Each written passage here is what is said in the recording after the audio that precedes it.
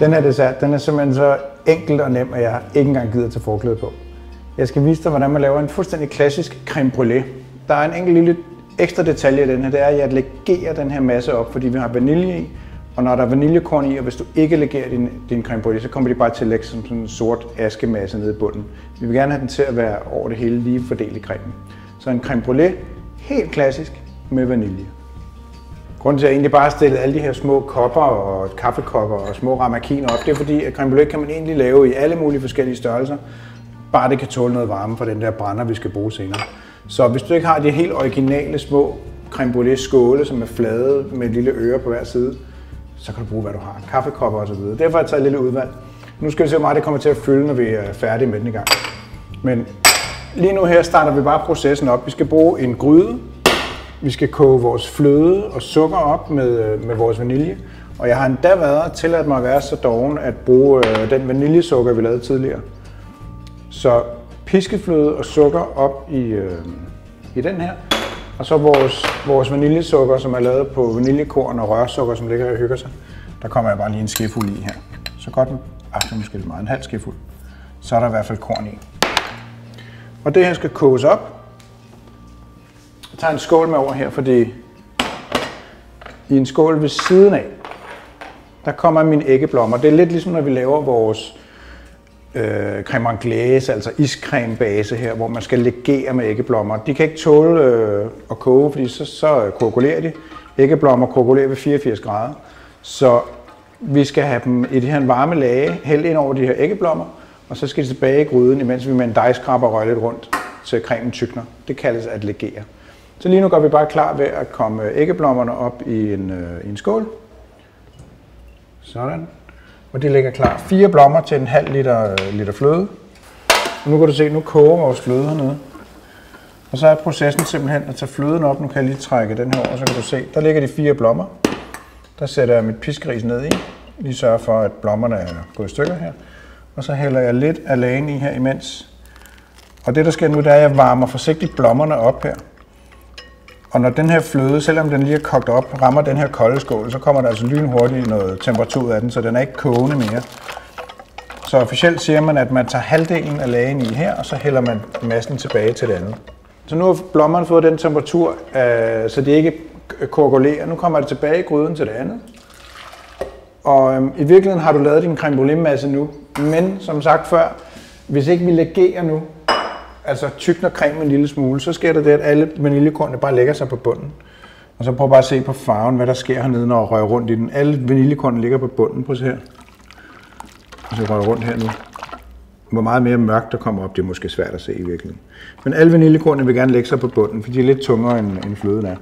Så vi varmer, nu tager jeg faktisk piskriset væk, og så tager jeg fat i sådan en dejskraber, som har en flad bund. Du kan se her, den har sådan et ret stort stykke, hvor den har. Og grunden til at gøre det, det er fordi et piskeris, det rører jo kun med præcis den der millimeter, hvor det rammer. Og det her det her dejskraber, den rører med meget mere. Kan du se det? Jeg ved ikke, om det giver mening. Men piskeriset har meget lidt kontaktflade med bunden, og dejskraberne har rigtig meget. Så derfor kan jeg godt lide sådan en dejskraber til det her. Så sætter jeg grydens temperatur på sådan 5 ud af 10, sådan på halv varme her. Og du kan se på konsistensen nu af cremen, at den er sådan lidt mælket og lidt flødeagtig konsistens. Vi vil gerne have den tykner en lille smule. Men nu begynder der at ske noget med konsistensen i år. Du skal næsten prøve at komme over og se med konsistensen på cremen, når jeg nu rører rundt her. Du kan se, at den begynder at tykne en lille smule. Man kan faktisk se på, hvis jeg nu slasker lige godt op på, hvis man tager en finger hen af på sin dejskraber, så kan man se, at den løber stadig lidt, den er en lille smule tyknet, men lige om 2 minutter, så er den endnu mere tyk. Og så prøver vi lige igen. Det er et meget godt fif til at vide, om den er færdig. Vi behøver ikke stå med termometer og sådan noget på det her. Den skal bare tykne en lille smule. Og det begynder allerede at være der nu. Prøv at se, nu viser jeg lige igen. Hvis du kigger tæt på dejskraberen her, og jeg kører fingeren hen af her, du kan se, at man kan tegne sådan en bane. Og det ikke rigtig begynder at løbe ned, man skal virkelig anstrenge sig for at få den ned. Så er den faktisk tyk nok til, at den er legeret.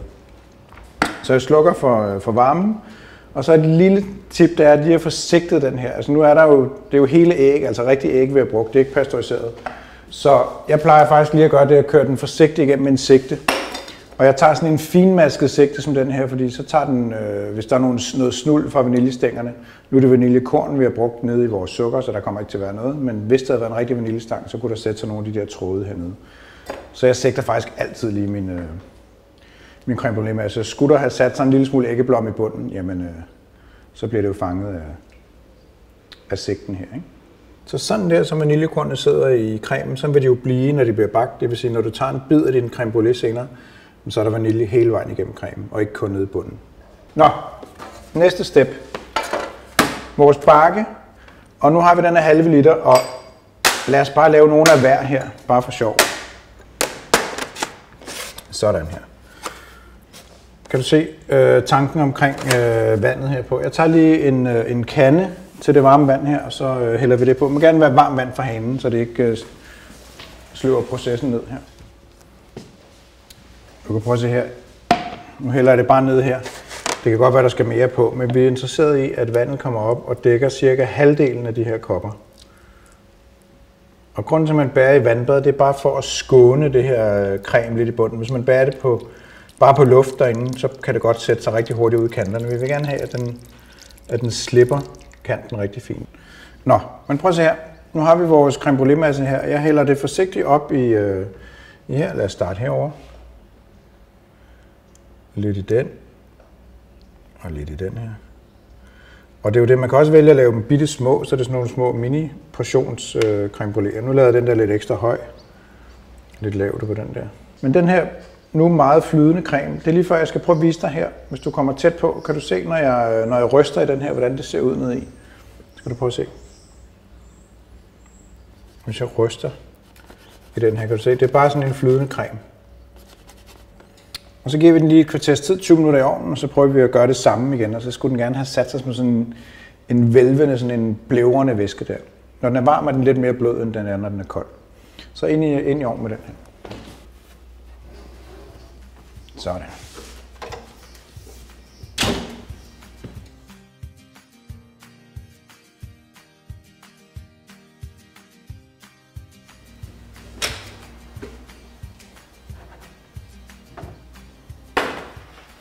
Sådan.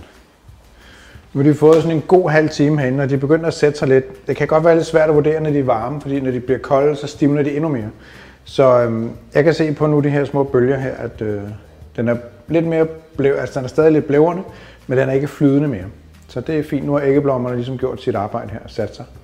Så op af vandet, ind i køleskabet, og så senere, når de er helt faste, så brænder vi dem selvfølgelig med rørsukker. Så ind på køl.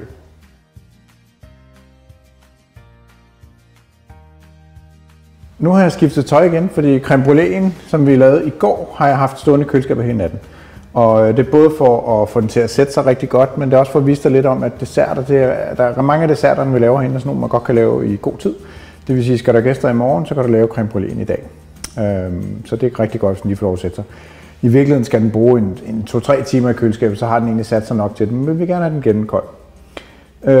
Så det eneste, der skal ske nu med creme brûléen, det er, at vi skal have noget rørsukker på toppen, og vi skal have brændt det. Og det er der sådan en lille teknik til, så det skal jeg lige vise dig. Og normalt vil man måske lige sådan komme lidt plast madfilm over, sådan, så det ikke ligger og smager af køleskab. Men det glemte vi lige. Men nu har vi dem i hvert fald her. Det eneste redskab, du selvfølgelig er nødt til at have, når du skal lave creme brûlée, det er sådan en gasbrænder. Du kan få dem i alle mulige forskellige størrelser.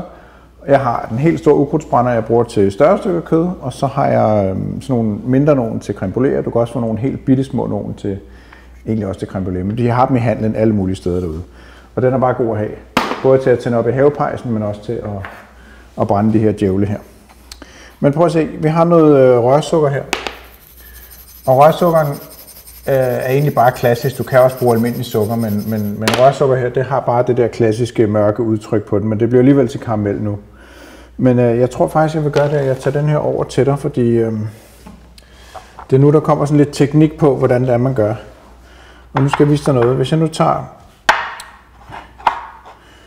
tager rørsukkeren her, så kan man hælde ind ordentligt, fordi den har jo sådan en, du kan se, nu har den sat sig. Den er stadig en lille smule flydende hernede, men den er ikke sådan, så den vælter ud af. Men det man gør, det er, at man hælder sin rørsukker ned på. Du kan se en god slat, jeg har kommet på. Ryster lidt rundt, Og så kaster man lige det her over til den næste. Og kører lidt på. Bare så den kommer ud i et lag. Så det er ligesom måden at fordele sukkeret.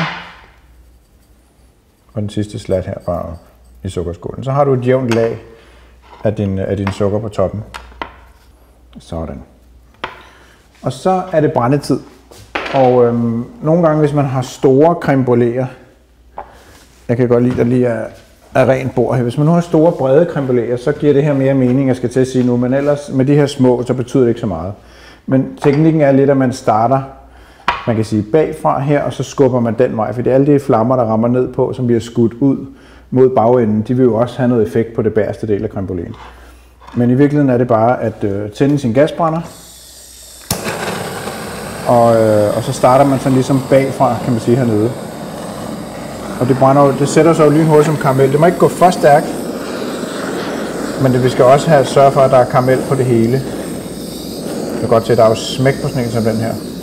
Og vi vil faktisk gerne have, at noget af det sukker, som godt kan blive en lille smule fugtigt af at ligge på den våde creme brûlée, det skal vi lige sørge for også er blevet brændt godt. Du kan se, der er masser af varme hernede i, som bare farer rundt. Det er perfekt. Du skal bare være sikker på, at de ting, du står med, at de kan tåle varme. Ikke? De her glas, det er hærdet glas, som kan tåle det. Sådan der. Så fik vi faktisk brændt dem alle sammen, så i virkeligheden skal de bare ind på bordet til gæsterne. Og man kan jo supplere med alt muligt. Nogle kan godt lide is til, nogle kan godt lide bare en lille frugtkompot, eller bare noget ren frugt til. Jeg kan godt lide bare smide den ind ved siden af kaffen. En lille dobbelt espresso og så en creme brûlée, så skal jeg faktisk ikke rigtig bede om mere. Så creme brûlée i forskellige størrelser her.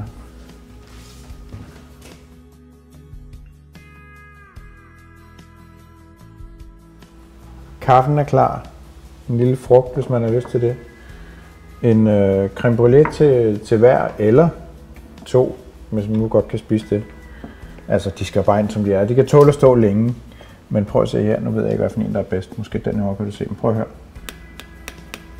Her, det er jo sådan, det skal være. Knasende karamel, cremet creme brûlée. Virkelig, virkelig en klassiker. Jeg skal lige smage igen.